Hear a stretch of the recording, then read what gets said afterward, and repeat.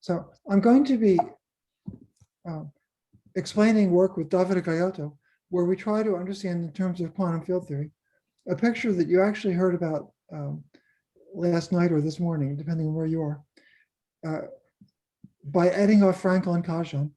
The first paper in the series has this title, and Edward Frankel lectured about it roughly 12 hours ago at this workshop. Now, there were various earlier developments. The most physics-oriented of the early developments is by Jörg Teschner. In the gauge theory approach, the starting point for geometric Langlands is n equals 4 superpang-mills in 4 dimensions with the gauge group G, or with the Langlands Goddard-Neutz-Olive dual group G dual. So the theory based on G has a gauge coupling E and a topological angle theta, which are combined to a complex parameter that lives in the upper half plane. The imaginary part is positive, the 4 pi I over E squared. There's an elementary symmetry of shifting tau by 1 because instant non-number is an integer. But the dual theory has a similar dual parameter, also with an elementary symmetry, shifting the dual parameter by 1. But the deep claim of electric magnetic duality is that the theories based on G and G dual are equivalent under tau dual equals -1 over tau times this integer ng, which is 1 if G is simply laced, and otherwise is 2 or 3. Now, this isn't particularly a statement about geometric Langlands. And in studying it, people don't usually study questions that are obviously related to geometric Langlands. However, you can specialize the statement to get to geometric Langlands. First, you make a topological twist that leads to a CP1 family of topological field theories, parameterized by complex parameters psi or psi dual. If you study the whole family, then you have these elementary symmetries of shifting psi and psi dual by 1, and also a quantum symmetry that comes from electric magnetic duality.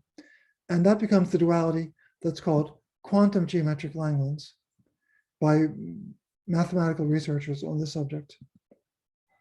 But today we'll consider the basic geometric Langlands duality between psi equals 0 for G, which I'll call the A model, and psi dual equals infinity for G dual, which I'll call the B model. The reason for the terminology is that there's a close analogy with two-dimensional A and B models that are more familiar. And after dimensional reduction to 2 dimensions, we actually get 2-dimensional A and B models. So in general, quantum field theory in dimension D associates a number to a D manifold, a vector space of physical states to a D-1 manifold, and a category to a D-2 manifold. In the present context, we're going to keep the oriented 2 manifold C fixed, and we'll only consider 4 manifolds of the form sigma times C, where sigma is some other 2 manifold. So we'll treat the theory as a 2-dimensional topological field theory that depends on 2 hidden dimensions. So we'll define a category of boundary conditions that depends on C. It's convenient to draw 2-dimensional pictures in which we only draw sigma. If sigma has a boundary, then to formulate quantum field theory on sigma, we need a boundary condition. So that will be an object in the category. Boundary conditions make a category because given 2 boundary conditions, B1 and B2, we have a vector space that the quantum field theory assigns to this picture. So we have a 1 manifold, which is just a line interval ending at B1 on the right and at B2 on the left. But I've drawn it as a time-independent picture, so time runs vertically. So in this picture, in any time-independent situation, quantum field theory will assign a vector space of physical states to the spatial manifold, which here is this 1 manifold drawn horizontally.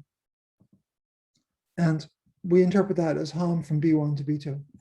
I should warn you that physicists in most contexts do not use this kind of terminology of referring to the space of physical states as Hom between 2 objects of the category.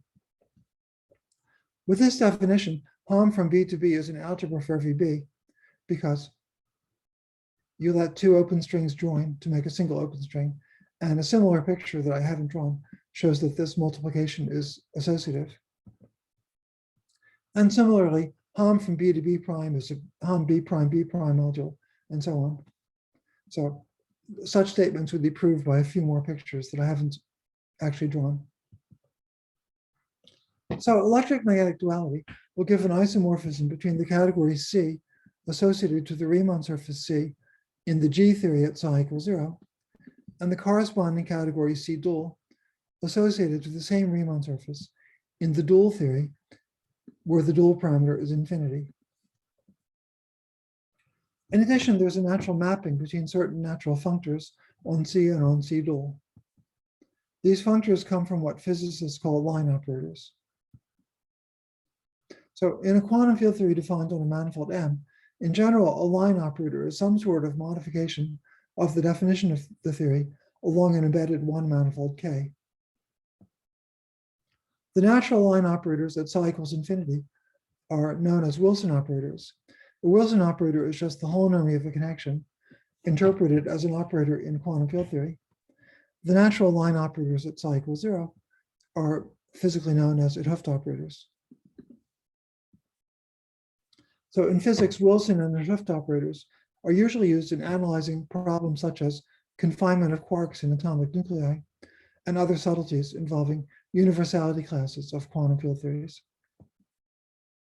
But for us, a line operator is a functor from the category of boundary conditions to itself. We can understand the statement from this picture. So in A, I'm just showing the following.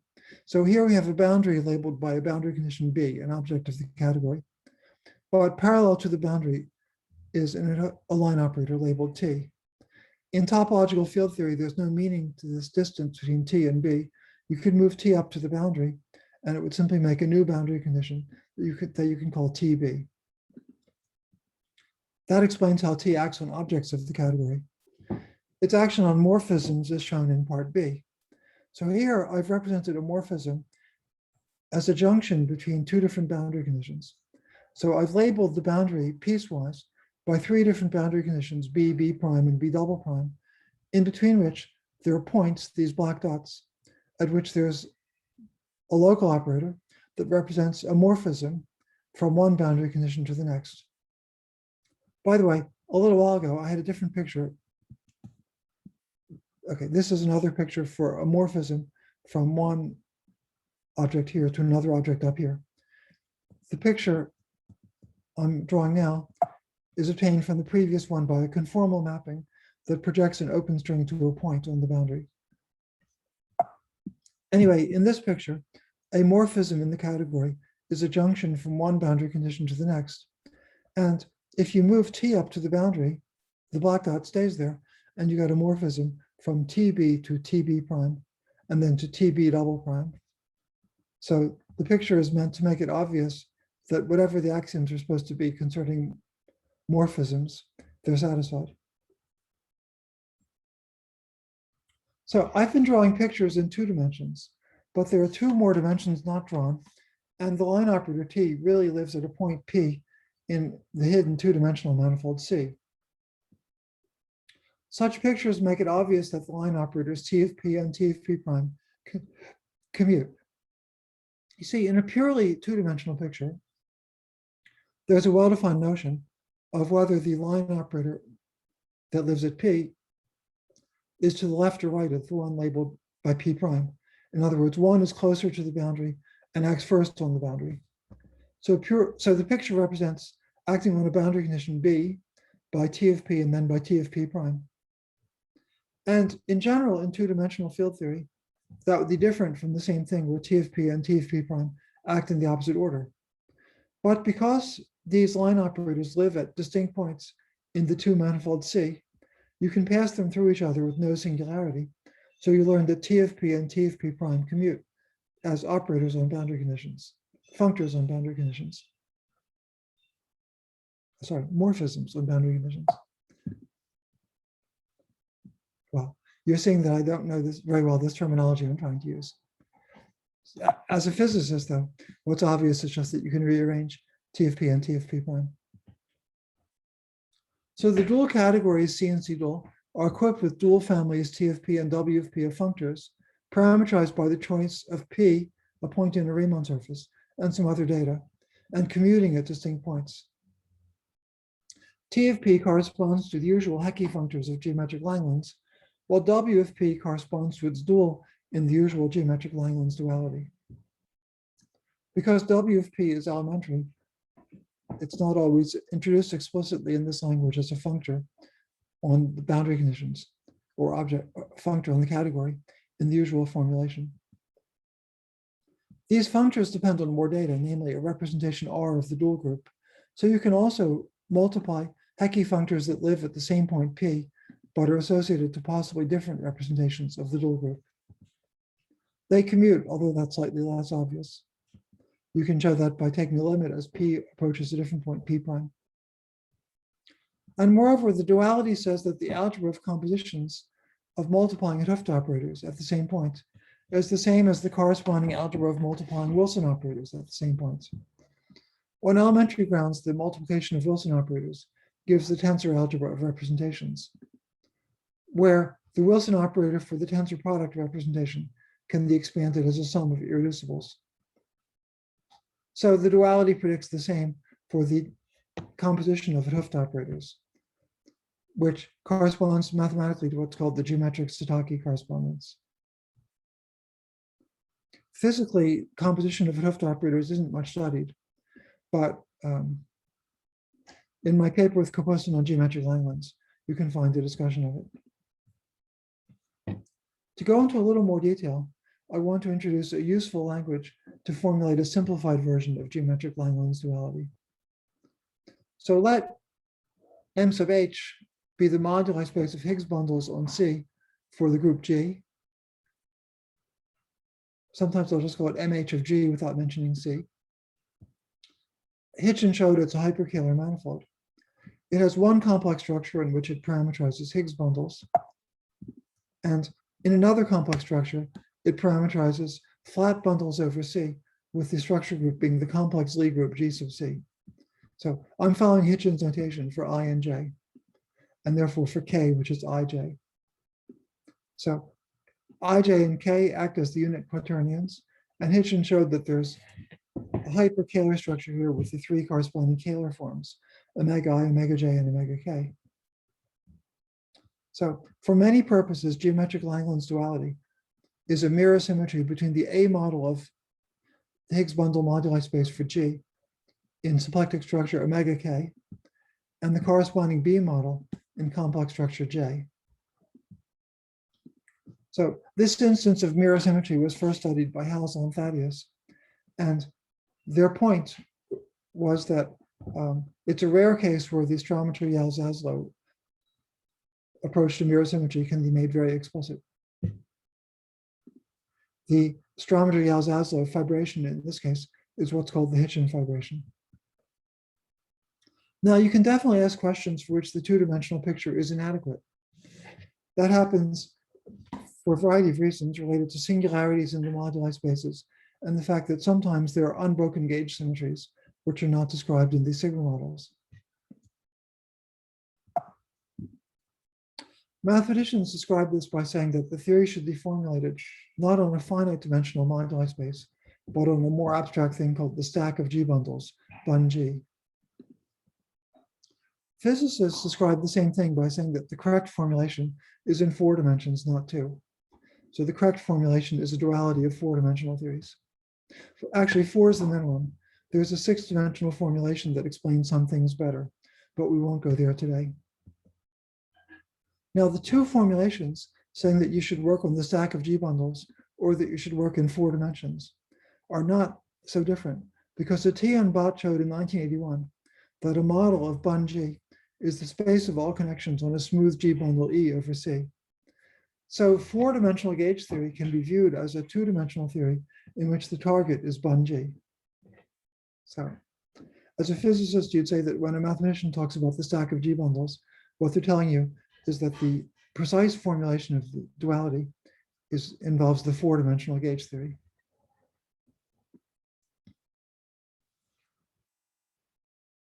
Now, I want to use the 2-dimensional description as mirror symmetry to explain why the category that appears on the automorphic side of the duality, which means the G side, is a category of D modules on bun G.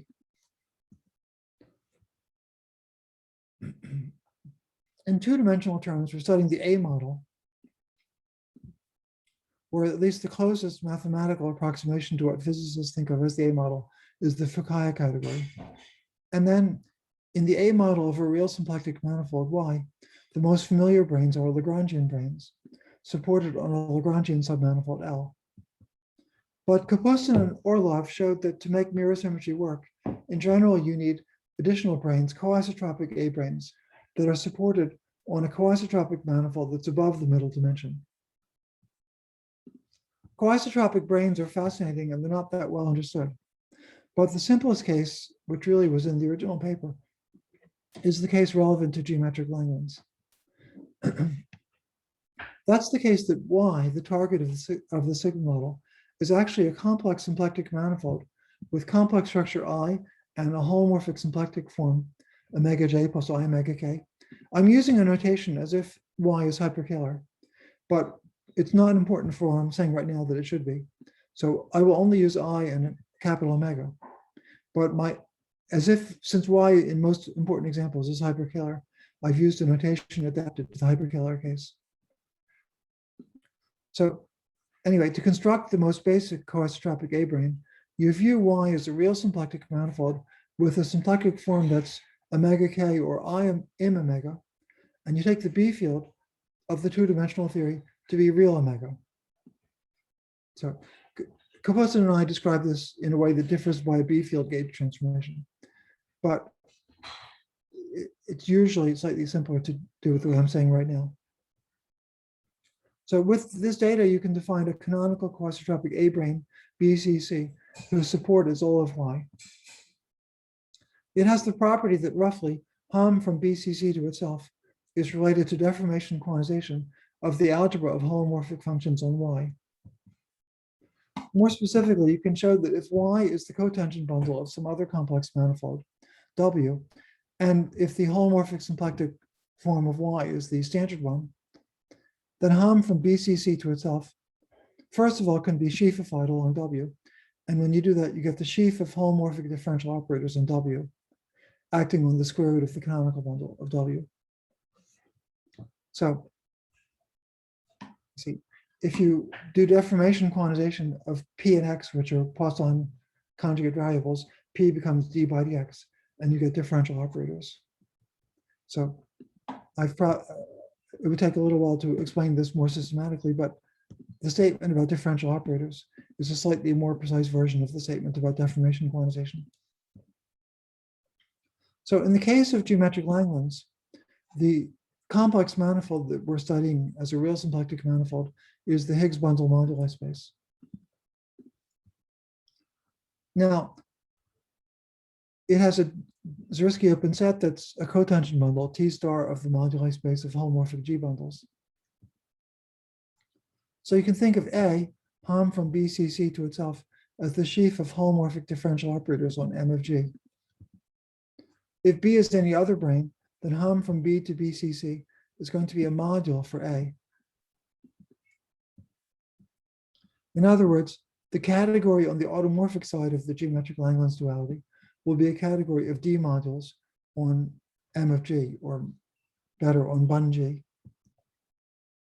So mathematically, it's important to work with D modules on the stack Bun G, not on a finite dimensional approximation. Physically, what that means is that it's important that a version of the coisotropic brane can be defined directly in 4 dimensions, not only after reducing to 2 dimensions. Kapustin and I had a version of that in our original paper, but Gaiotto and I found an improved version a few years later in this paper. That also enabled us to answer a question that had been unclear and will be important later in this lecture. What's the dual of the coisotropic A-brane? So the canonical coisotropic A-brane is an A-brane of the Higgs bundle moduli space of G, so its dual will be a B-brane of G dual. In other words, a coherent sheaf or possibly a complex of coherent sheaves on the dual space. To be more exact, it was known mathematically what was the right answer from the work of Beilinson and Drinfeld. The D module corresponding to BCC itself is the sheaf of differential operators on M of G, and its dual, according to Beilinson and Drinfeld, is the structure sheaf of the variety of Opers.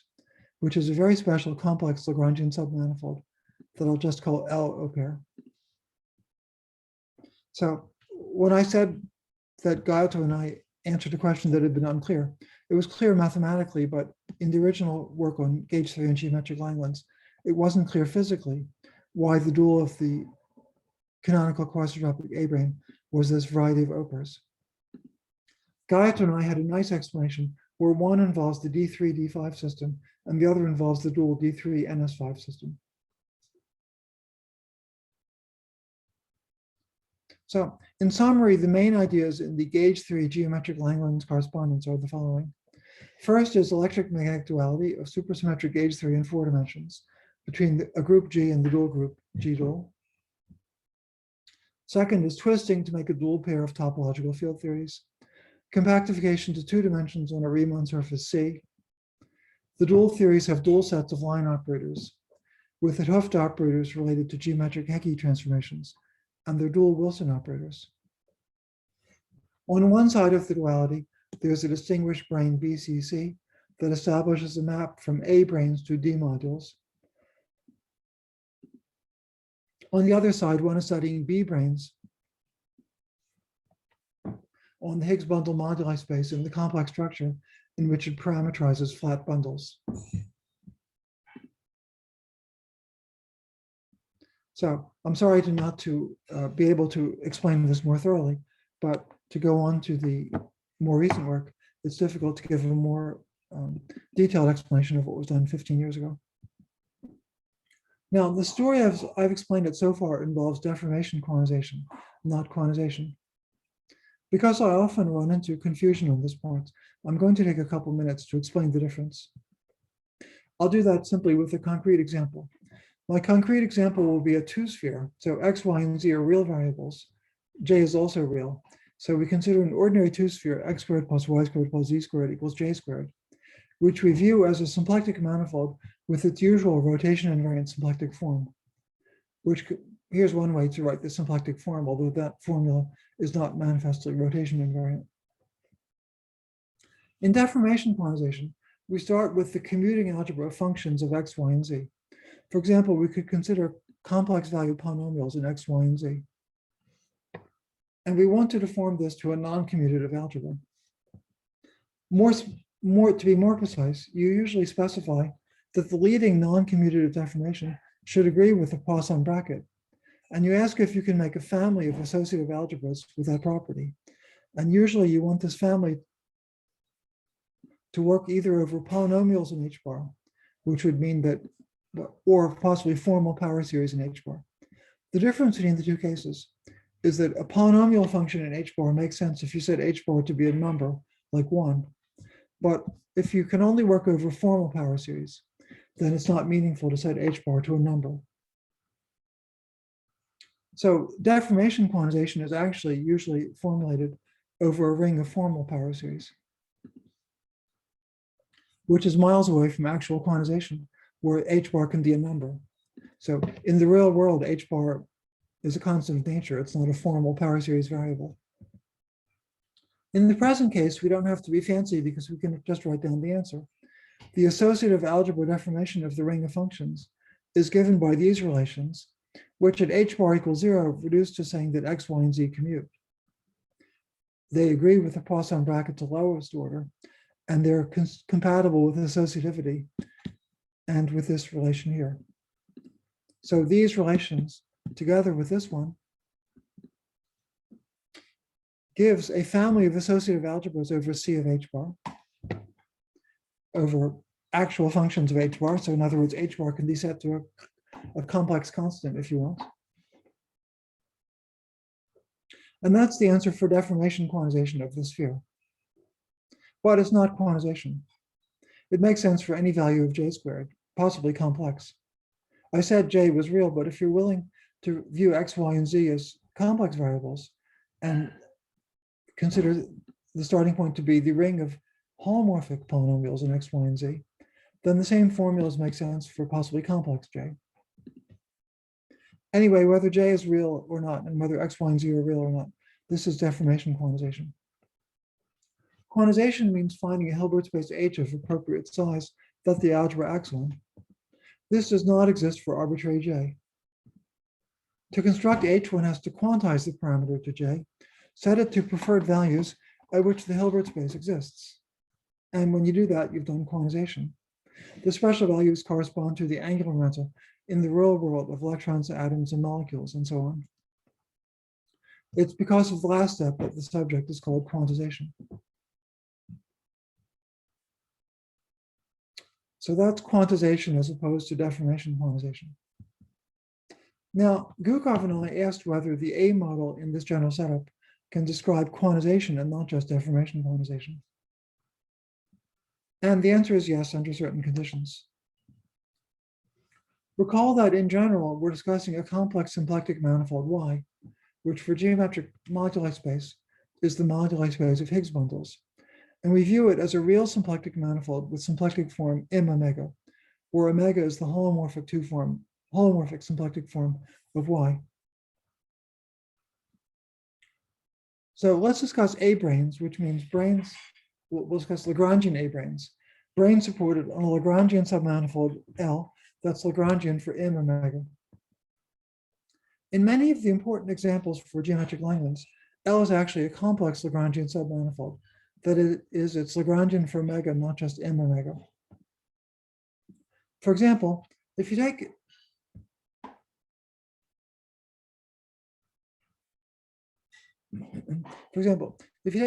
what's called a skyscraper sheaf on the G-dual side, that means a sheaf supported at a point in the Higgs bundle moduli space.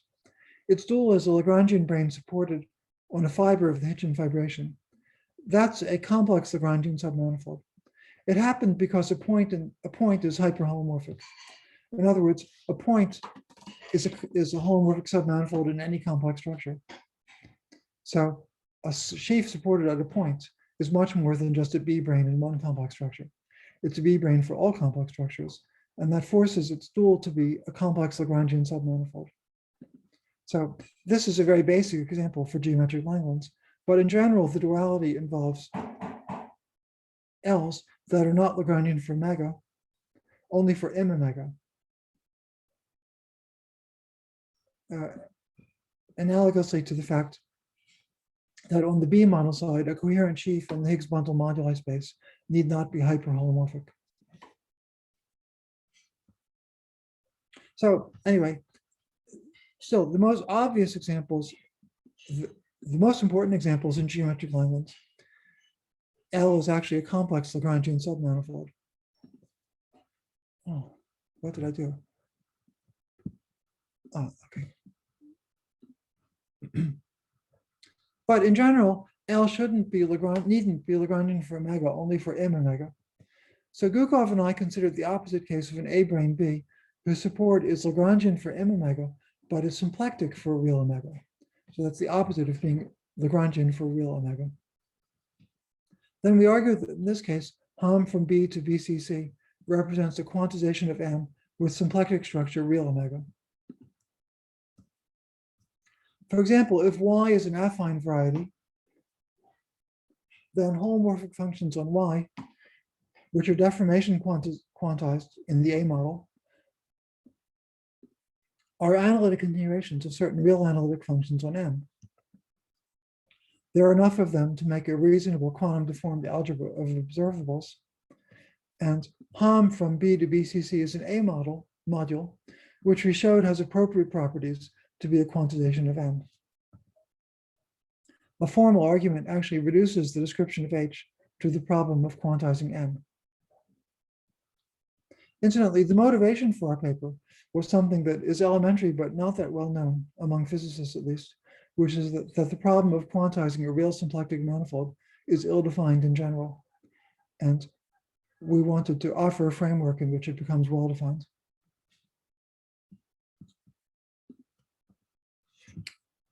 Now, there's a key point that I haven't yet explained, which is why would Hom from B to BCC be a Hilbert space, not just a vector space? In general, given any two branes, there's a non-degenerate bilinear pairing between Hom in one direction and Hom in the other direction. So to get a Hermitian inner product on the Hom space is the same as finding an antilinear map from Hams in one direction to Hams in the other direction. So Gukov and I showed that there is such an antilinear map, which I'll call theta tau, if Y has an anti-holomorphic map with M as a component of its fixed point set. So I won't explain how we define theta tau, but I'll explain why you should expect to need it. If holomorphic functions on Y are acting on H, and H is a Hilbert space, you'll have a notion of which holomorphic functions on Y are Hermitian. Well, existence of tau gives a natural notion. We call a function on tau, we call a holomorphic function on Y tau invariant if it's real when restricted to M. You see, if M is the fixed point set of an anti-holomorphic map of Y to itself, then there's a reasonable supply of real functions on M that analytically continue to holomorphic functions on Y. And those are the ones that will correspond to Hermitian operators. So then, given tau, you can define a Hermitian product on the Hom space for any pair of tau invariant branes. The pairing isn't always non-degenerate, but in this generality, it might not be positive definite. For the more specific case relevant to quantization, the best we can say is that the pairing is positive definite if you're close to a classical limit. So in this approach to quantization, if you're given a real symplectic manifold M that you want to quantize, you have to find a complexification of M to a complex symplectic manifold Y with some appropriate properties. And then you can use the A model of Y to quantize M. This might be loosely compared to geometric quantization, which is the closest there's been to a systematic approach to quantization. In geometric quantization, to quantize M, you have to find a polarization of M, roughly a maximal set of Poisson commuting variables. Then given the polarization, geometric quantization gives a recipe for quantization. So either geometric quantization or quantization by branes can give good results if there's a natural polarization in one case or a natural choice of complexification in the other case. Now, a limitation of my paper with Gukov is that we didn't understand much about how to compare brane quantization to geometric quantization. Gayatri and I were motivated to look at this more closely as background to understanding the work of Eddinghoff, Frankel, and Kazan. And at some level of detail, we were able to compare the two in the following sense. The best result you can hope is that if the same manifold M can be quantized either way, by geometric quantization or brane quantization, you'd like a criterion under which the two are equivalent. So we gave a criterion, which I've written here, but there isn't really time to explain it properly. But roughly, if the polarization used in geometric quantization, well, if M can be complexified to Y, and the polarization has a suitable analytic continuation to a holomorphic polarization of Y, then the two methods of quantization agree. Now, all this has been by way of background to talk about the work of Eddinghoff, Frankel, and Kazan that I mentioned at the start. So the rest of the talk, I'm going to go into their, explain the physical interpretation of their work. But maybe I will stop here for questions about what I've said so far on the background.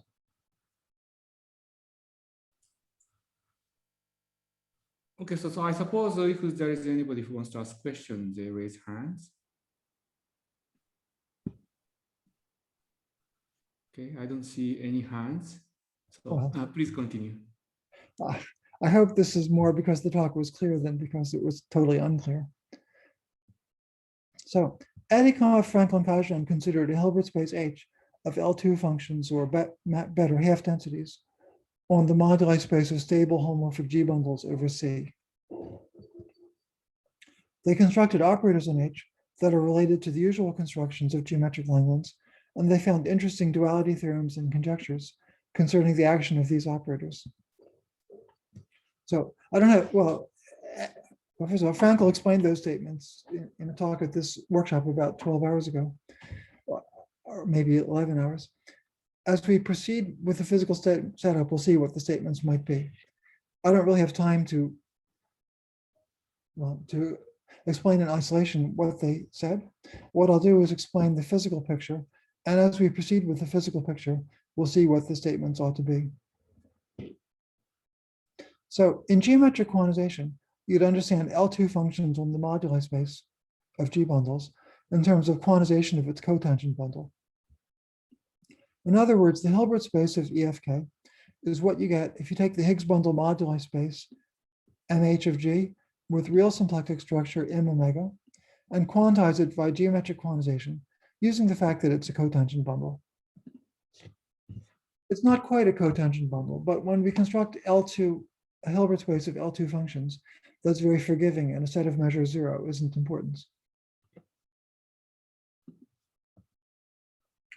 Now, if we're going to get anywhere in terms of predictions from duality, we need to understand quantization of the Higgs bundle moduli space via branes. So for that, the first step is to pick a complexification of the Higgs bundle moduli space. Now, the Higgs bundle moduli space is actually a complex manifold, which we are regarding as a real symplectic manifold for this quantization.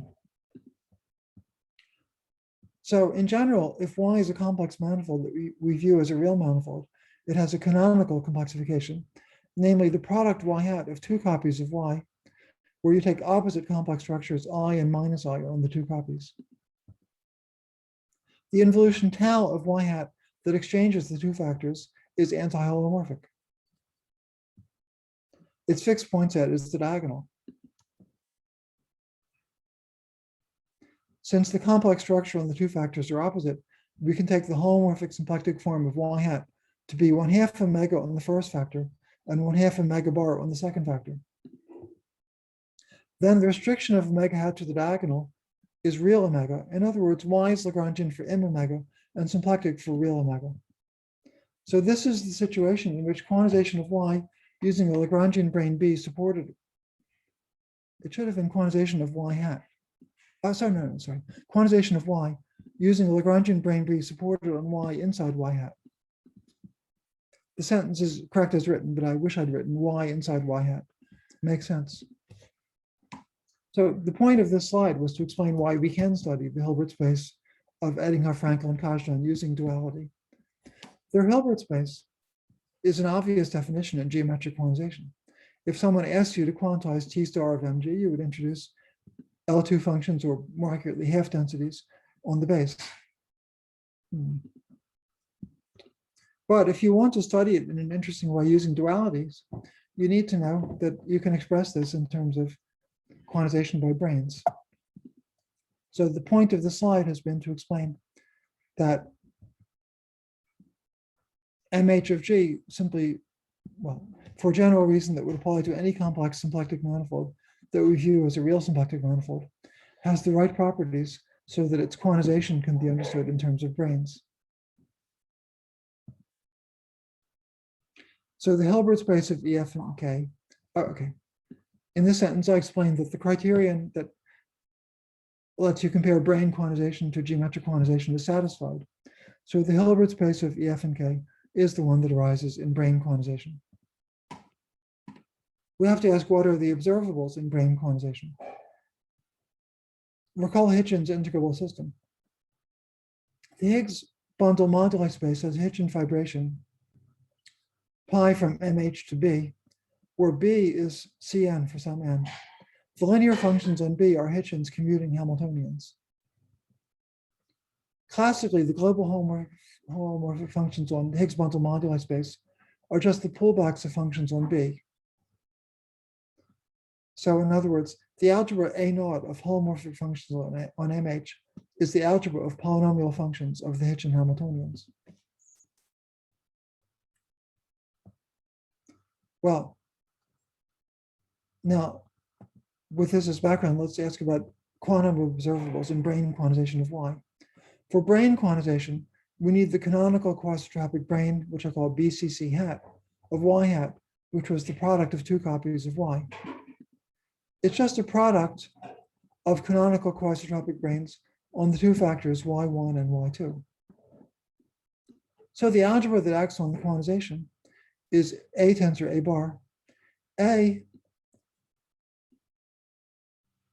is a quantum deformed versions of holomorphic functions on Y, and A bar is a quantum deformed version of anti-holomorphic functions on Y. However, for the case of the Higgs bundle moduli space, you can show that the quantum deformed rings A and A bar are still commutative. That's due to Hitchin for SL2 and to Bailenson and Drinfeld in general. The quantum deformed objects are the commuting differential operators that are the quantization of Hitchin's classical commuting Hamiltonians. The four-dimensional gauge theory gives another explanation of the commutativity, which is similar to my explanation of commutativity of Hecke functors.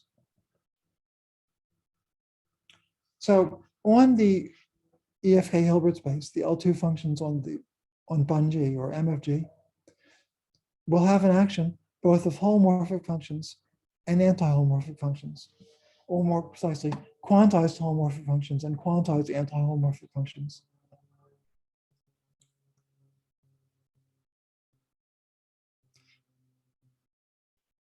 Okay, see, I think I whizzed through this a little bit too fast. We're doing deformation quantization of the cotangent bundle. And as I told you, holomorphic functions on the cotangent bundle turn into holomorphic differential operators, which in general don't commute, but in this case, you can show they do. And Hitchin showed for SL2 and Bailenson and Drinfeld showed in general that Hitchin's classical integrable system can be quantized to a quantum integrable system with quantum commuting differential operators, holomorphic ones A and anti-holomorphic ones A bar.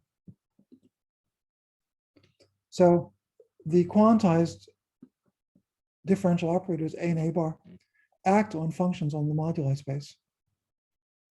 Well, there's no mystery about the fact that they both act.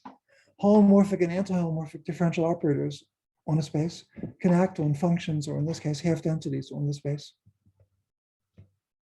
Holomorphic operators trivially commute with anti-holomorphic ones. And in this particular example, Hitchin and Bailenson and Drinfeld showed that the holomorphic and anti-holomorphic differential operators are separately commutative. But what are the joint eigenvalues of Hitchin's Hamiltonians and their complex conjugates? To answer this question, we want to apply duality. To apply duality to Ham from B to BCC hat, where BCC hat is the product of the two coisotropic branes and the two factors, naively, we need to understand the duals of the three branes involved. Well, BCC1 is the brane associated to deformation quantization of holomorphic functions. And as I explained before, its dual is the structure sheaf of the variety of Opers, which I'll define later, but for now, I'll just say that an Oper is a flat bundle whose holomorphic structure obeys a certain condition. BCC2 is associated to deformation quantization of anti-holomorphic functions. So its dual is the structure sheaf of L Oper bar, the Lagrangian submanifold that parameterizes flat bundles, whose anti-holomorphic structure obeys the Oper condition. What about the brane B supported on the diagonal?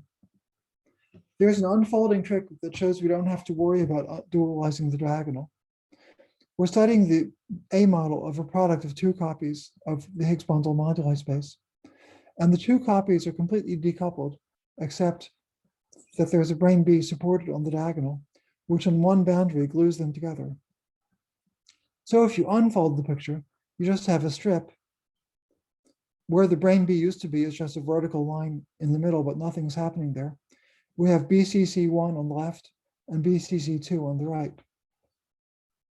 So in the unfolded picture, there's just a single copy of the Higgs bundle moduli space, and the Hilbert space is Hom from one coisotropic brane to the other.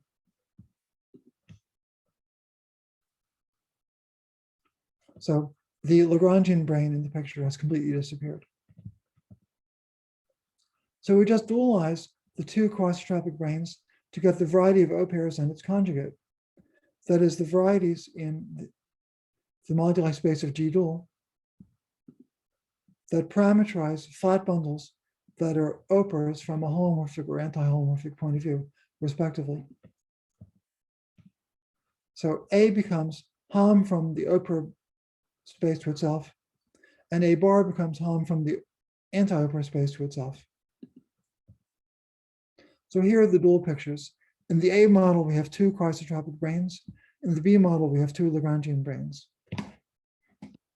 And the spectrum of A tensor A bar is Hom from B. Well, A tensor A bar acts on Hom from one to the other. But in the B model picture, it gets trivially diagonalized. LO pair and LO pair bar are B branes. So Hom from LO pair bar to LO pair is an intersection or Hom space in a B model.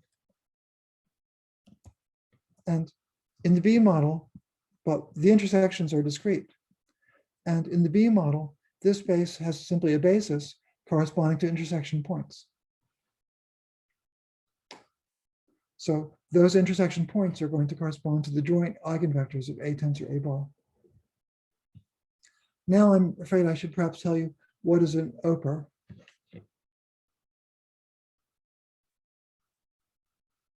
So a flat bundle E, I'll just define an Oper for SL2. A flat bundle E has both a holomorphic and an anti-holomorphic structure. A flat bundle has a flat connection. The connection has a 0,1 part and a 1,0 part. The 0,1 part, forgetting the 1,0 part, defines a holomorphic structure. And the 1,0 part, forgetting the 0,1 part, defines an anti-holomorphic structure. A flat bundle E is called an Oper if holomorphically it's a non-trivial extension of the -half power of the canonical bundle of C by the half power. And it's an Oper anti-holomorphically if it's a non-trivial extension of the complex conjugates. So both of these conditions are holomorphic in complex structure J, because in complex structure J, the Higgs bundle moduli space parameterizes flat bundles with complex structure group. And either the holomorphic or anti-holomorphic structure of the flat bundle varies holomorphically in complex structure J. Now, as I explained before, using an anti-holomorphic involution tau, this Hom space has a Hermitian inner product, which should be positive because it corresponds to the quantization of a cotangent bundle. And the dual Hom space likewise has a non-degenerate product that's defined similarly and should be positive.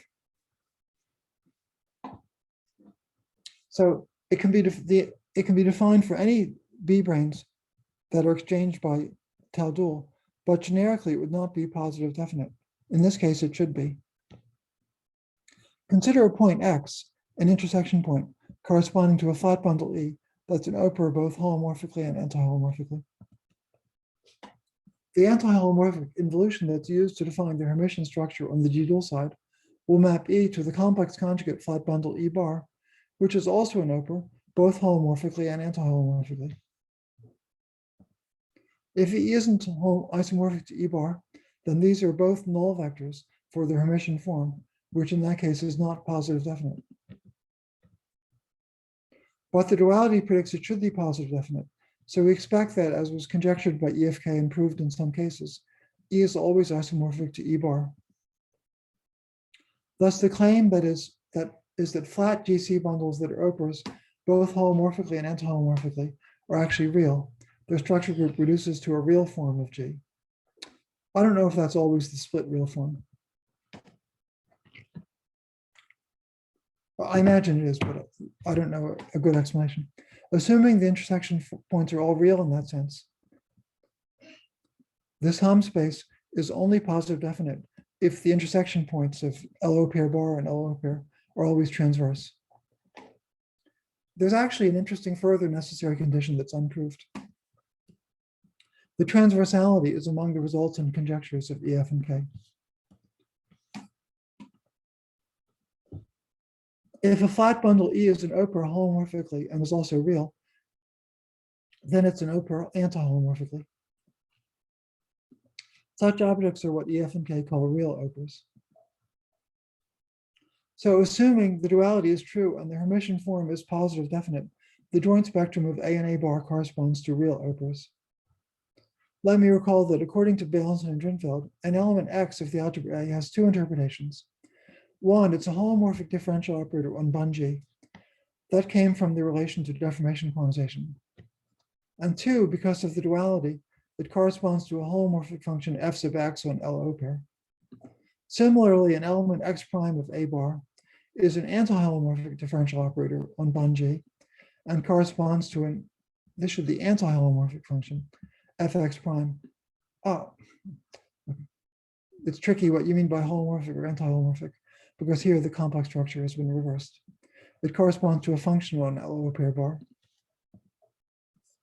So an intersection point P of LO pair and LO pair bar determines a pair of eigenvalues of the differential operators that correspond to x and x prime, namely f sub x at P and f sub x prime at P. And that's the proposal for the joint spectrum of Hitchin's quantized Hamiltonians. EF and K also introduced Hecke operators as operators on the Hilbert space H that arises in quantization of the Higgs bundle moduli space MH as a real symplectic manifold. I explained already that line operators of four-dimensional gauge theory can be used to define functors on the category of branes or boundary conditions. Moreover, Wilson and Hooft operators correspond to dual pairs of functors on the A and B model categories. The same line operators represent operators on the quantum Hilbert space. I've tried to explain this with the following picture. In A, I showed the story we had before of a line operator T as a functor on the category of branes. In B, the same line operator is used to make an operator T on the quantum Hilbert space. So the quantum Hilbert space is the Hom space between some branes B prime and B, and T stretches across. And you see a quantum state comes in at the bottom, T acts, and a quantum state goes out at the top. So in B, there are no sheaves categories or anything like that. There just are quantum states. A quantum state comes in, T acts on it as an ordinary operator, and a quantum state goes out at the top. But B raises the question of what's happening at the corner where T ends on the brane B or B prime. So the picture in B will represent an ordinary operator, but to define it, you need some data at the endpoints or corners. The point of C is to explain that the corner represents an element of Hom from B to TB. See, at the bottom you have B, at the right you have T acting in the old way as a functor in the category of branes, mapping B to TB. And the endpoint of the Hooft operator on B gives an element of Hom from B to TB, since B has come in and TB goes out. So to define the operator T in A, you need junctions, alpha and beta, which are in these Hom spaces. Now, the argument that showed that Hooft operators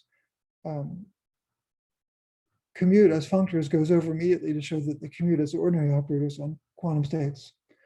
Because they live at different points in C, they can be moved up and down past each other in this picture without singularity.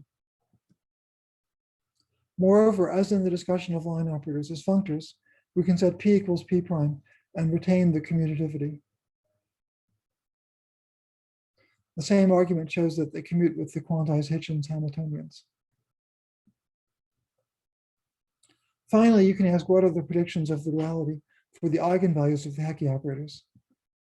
To answer this, we start on the G-dual side. We're going to find the eigenvalues of Wilson operator W of P acting on the Hom space, and then the duality will predict that the eigenvalues of the Hecke operator dual to it are the same.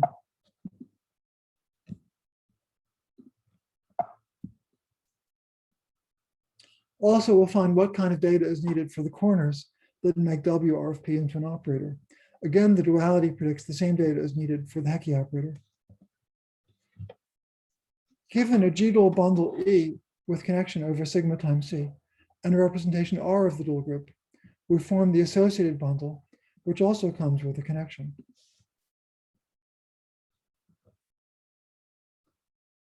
So the Wilson operator for path gamma is just defined by parallel transport of the connection along gamma. For the present application, we fix a point P in the Riemann surface and 2 points A and B on the left and right boundaries, and a path in sigma times P from one to the other. For example, I've drawn this path horizontally.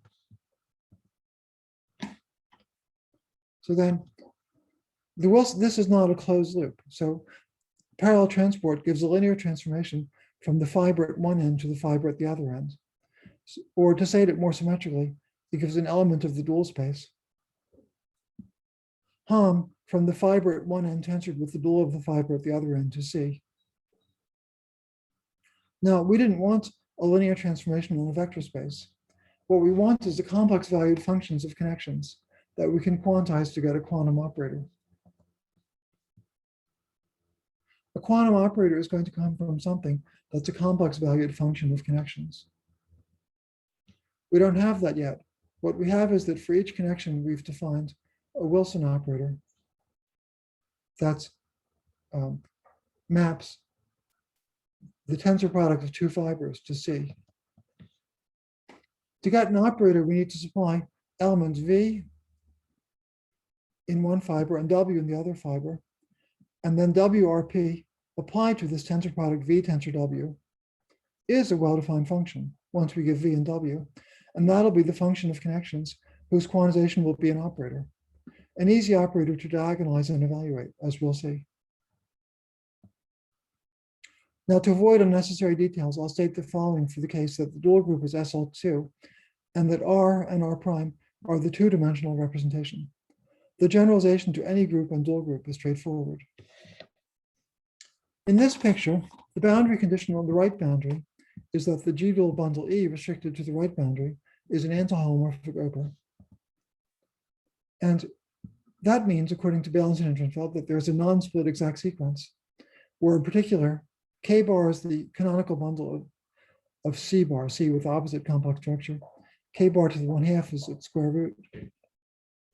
And this says in particular that J bar has K bar to the 1/2 as a subbundle. So a vector V and K bar to the 1/2 will give a vector J bar V in the fiber at the right boundary. At the left boundary, the boundary condition says E is a holomorphic Oper, implying a non-split exact sequence.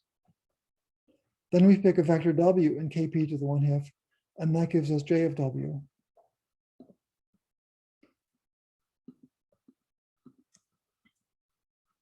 In other words, the corners correspond to vectors V and W in K to the 1/2 and K bar to the 1/2.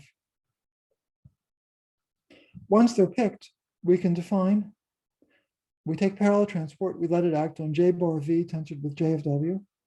And this is the complex valued function of connections that we interpret as a quantum operator. That step is trivial because in the B model, you can actually assume that the connection is pulled back from C up to a possible twist by an element of the center of the dual group, which for SL2R is plus or minus 1. So up to sign, W hat of R and P is just the natural dual pairing between the two fibers, and its value at a real Oper is this. It's convenient to write this formula in this way in terms of V and W, but it actually only depends on V tensor W in K to the 1/2 tensor K bar to the 1/2 equals K. And thus, in particular, as observed by EF and K, there's no dependence on a choice of spin structure. So anyway, I've probably zoomed past it too fast, but with the natural choice of vectors on the left and right, parallel transport between them gives for each real Oper a number in the B model.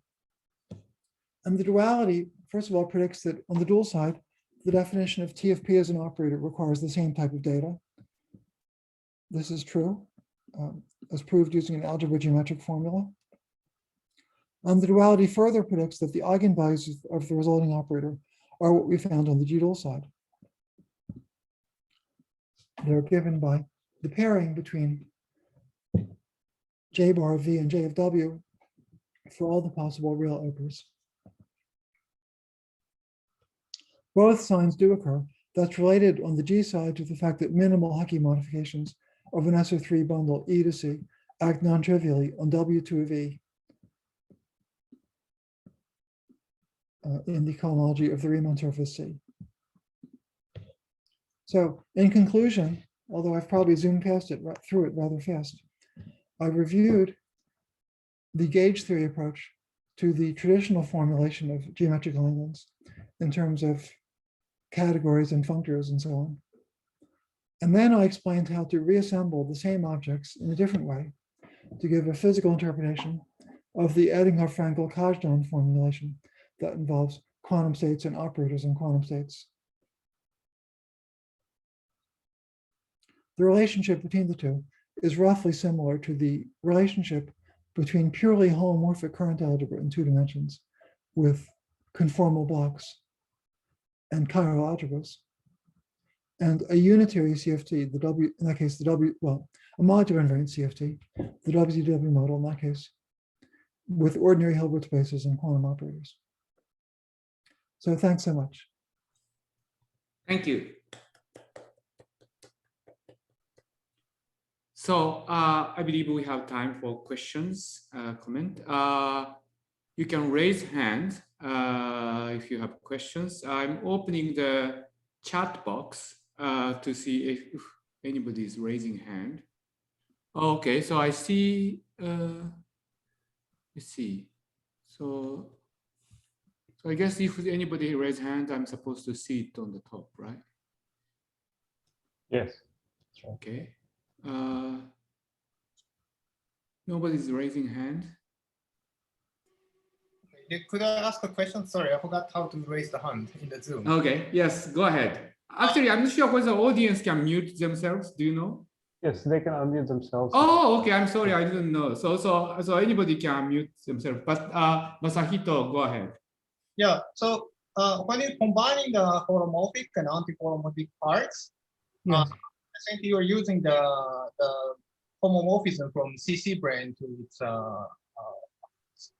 anti-holomorphic version of CC brane. Yes. Because that determines the inner product. So now the question is that No, that just determines, well, I would say that just determines the space of states. A state with the CC brane at one end and the conjugate at the other end. Those are the states we're interested in. The inner product, I didn't quite define it. You use CPT together with the symmetry, the exchanges, the 2 ends, roughly. I see. So the question is then, so the choice of combining holomorphic and anti-holomorphic parts, can you try to interpret the choice of integration contour of some 4-dimensional theory or? Well, you shouldn't be able to because, or at least, well, we're close to things that will lead to that kind of interpretation. But here, when we construct physical states, a physical state isn't a partition function. If we were discussing a partition function, you could have asked if it was a more standard type of path integral integrated on a different contour. In my lecture, though, we didn't have partition functions are a little bit problematical here in general, because the group, the modular spaces, and the supports of the branes are all non-compact. So I zoomed past it, but it was a little oversimplified to claim there's a topological field theory here. There's a possible partial topological field theory where branes and morphism spaces are well-defined, and other things like partition functions are sometimes well-defined, but only when conditions are chosen that deals with the non-compactness. But anyway, the main thing about your question is that you're asking about partition functions, whereas I was discussing physical states and operators on them. I see. Then perhaps my question is like, okay, so you have a Hilbert space, and then you can try to discuss partition functions. You said maybe regularization, etc., and then try to connect to. If you want, we can discuss partition functions, but you have to tell us what situation you're interested in. I see. Okay. What? I have to think. For example, you could consider the trace of some operator. That would be an example of a path integral. It's an infinite dimensional Hilbert space. So in general, the trace of an operator will be divergence, but you can find operators that have traces. And if you pick one that does have a trace, then its trace can be represented by a path integral. Then we'd be at the starting point for your question. I see. Okay, thank you. Sure. Okay. Anybody else? I suppose. I have a quick question. Yeah, go ahead. Hi. At the beginning of the talk, you alluded to some connections with Teschner's work, and many of the things you said are reminiscent of quantization of Teichmuller theory. In particular, like there are cluster-like approaches where it's clear that there are holomorphic and anti-holomorphic operators that both act and commute with each other. Is it possible to comment a bit further on that connection? Well, some aspects of your question lead to things I don't know much about. Teschner was interested in things closely related to these real Opers. So some ingredients that were important in the talk were investigated by Teschner. I don't know too much about cluster varieties. I do know that quantization of technical space can be put in the general framework of quantization by branes, or at least I'm sure that that's true. Well, okay, David and I are writing 2 papers, and in the one on quantization, I think we actually probably won't give that example because it's not understanding it quite well enough. Well, I'm sure it could be understood as an example, though. And I'm just not that familiar with homomorphic and anti-homomorphic things in cluster algebras. I don't know much about cluster algebras anyway, unfortunately. But if you want to elaborate, that may be an orthogonal direction to this, and maybe just a different set of techniques that could be might be applied. But there's a decent chance. Okay, if there's a setup closely related to the A and B model, where both homomorphic and anti-homomorphic things are simultaneously considered, there's a decent chance that it's indeed very closely related. I would say. I'm just guessing. I mean, my answer is made clear. I'm not too knowledgeable about what you're talking about, but I would look at it further. thanks. So in your argument, the boundary condition, the category changed to Higgs bundle. How that comes about? So say the question again. So you had a boundary condition which is categorified, and then you move that to a Higgs bundle somehow. No, sorry. I made some general statements about.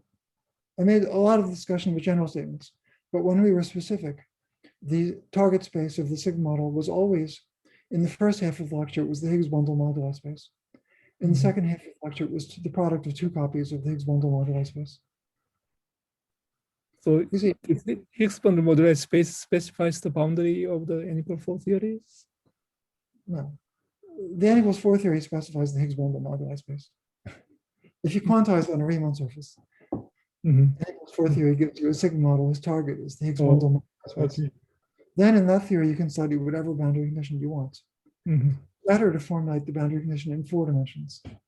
So a perhaps more physical way to say it is that studying boundary conditions in 4 dimensions for n equals 4 in the setup with the Riemann surface and the topological twist, it leads to what mathematicians call these categories that they study in geometric Langlands. Okay. And other thing is when you give a formula between relating coupling between original theory and Langlands dual theories, you had a factor 1 over ng, and which is 1, 2, 3. Yes. Turns out some cases is 4. Not for finite dimensional groups, I don't think. What do you have in mind? Yeah, I guess 4 dimensional, but if you come from 6 dimensional, then A to 2R case, it turns out to be 4, not 2. What case? A to 2R case. So you. Well, for simple E groups, ng is 1, 2, or 3. I wasn't making a statement about more general quantum field theories. Yes, okay. I'm again not too knowledgeable, but. So suppose you start with 2,0 theory, then you twist it to A to 2R. Well, I don't know what A22R is, but. Or like a twisting SU3 by G2, then natural, even though it's G2 twisting, there's a additional G2 in there. So there's really empty. So the 4-dimensional picture is not simply n equals 4 superangles of some group. Because. Plus KK, but yeah. Yep. So it's like say SP2R with a setup between 2 pi and 4 pi, which is self-dual. In that case, and it seems to be 4 instead of 2. Sorry, are we doing n equals 4 superangles? Yeah. Yes. Is the gauge group simple or is it semi-simple? What is it? A simple SP, but discrete setup, and no, continuous setup parameter between 2 pi and 4 pi. So it's self-dual. It's not going to.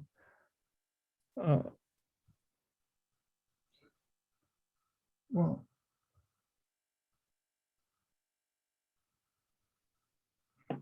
I'm pretty sure NG is 2 for the symplectic group. So you're discussing something slightly different. Mm, I don't know. You're discussing a generic value of the theta angle? yeah, between 2 phi and 4 phi, it looks like a more, that is more natural to put 4 instead of 2. Oh. Well, I'm sure what you're saying is natural. I'm sure what you're saying is natural, but I'm also sure that there's a natural formulation in which the I know the whole discussion, so that's why I was bringing up that there's a new perspective about that story. Okay. Okay. Any other questions, comment? I have a question. Oh, yes, go ahead, A-brane. Would it actually make sense to consider higher than is it possible to consider higher dimensional defects in this entire picture? For example, this is a Wilson line top operators. Could you also include higher dimensional operators, like 3-dimensional, 4-dimensional? Yes. If you consider what are called surface operators, that leads to what's called the ramified case of geometric Langlands. Sergei Gukov and I wrote a paper on that in 2008, I think, or no, even earlier. I forget the year. For what was called tame ramification, and I wrote a follow-up paper for wild ramification, involving surface defects with irregular singularities. And then, if you want to consider not surface operators, but operators supported in codimension 1, that is, on a 3 manifold, Guyot and I did a lot of work on that in 2008. They're related to important universal operations in geometric Langlands. So the general answer to your question is that surface operators in all dimensions are important in geometric Langlands. And I believe all the important structures in geometric Langlands have a physical version. But to see that, you need to use the surface operators for different dimensions.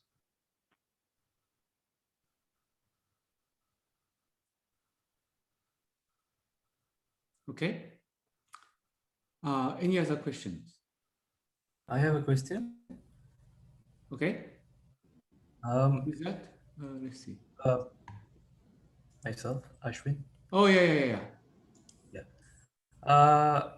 What is the mathematical interpretation of more general values of the parameter psi that you described earlier? For geometric Langlands, usually it's No, there's the a huge mathematical literature about it. It's what people in that field called quantum geometric Langlands. I don't like the terminology because to me it all came from the quantum field theory. But the accepted mathematical terminology is that what I lectured about in this lecture at psi equals 0 and infinity is called classical geometric Langlands. And if you let psi be generic, you get what people call quantum geometric Langlands. And it's the subject of a vast literature. Thank you. Okay. Other comment? Very good. Okay, so let's thank the speaker again.